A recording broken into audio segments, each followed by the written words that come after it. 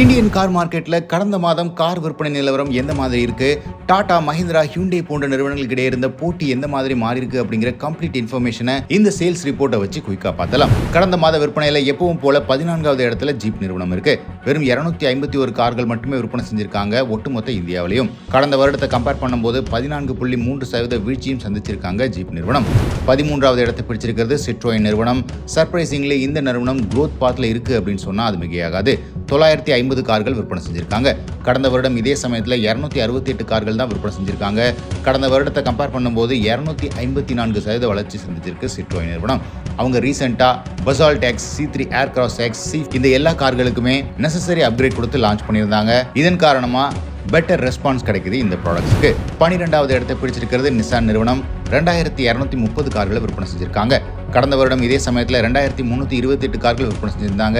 கிட்டத்தட்ட 4% குறைவான நம்பர்ஸை விற்பனை செஞ்சிருக்காங்க.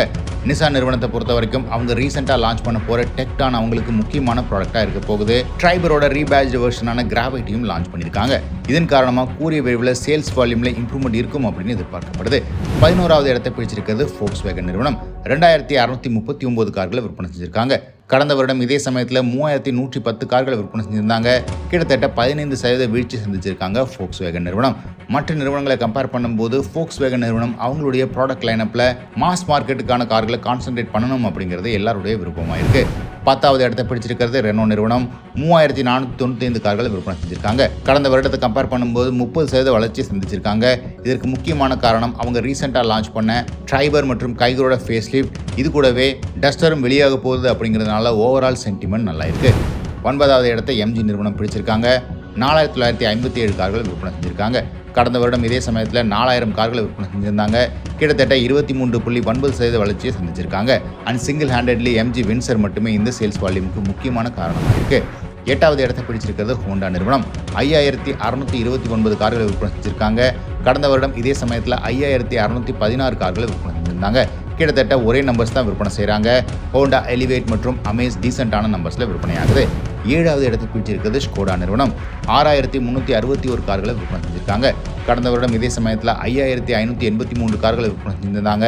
கிட்டத்தட்ட 13.9% வளர்ச்சி சந்திச்சிருக்காங்க ஸ்கோடா நிறுவனம். ஸ்கோடா கைலாக் இன்னைக்கு தேதியில் அவங்களுடைய சேல்ஸ் வால்யூமுக்கு முக்கியமான ப்ராடக்டாக பார்க்கப்படுது. 6வது இடத்தை பிடிச்சிருக்கிறது கியா நிறுவனம். 27610 கார்களை விற்பனை செஞ்சிருக்காங்க. கடந்த வருடத்தை கம்பேர் பண்ணும்போது 10.3% வளர்ச்சி செஞ்சிருக்கு கியா நிறுவனம்.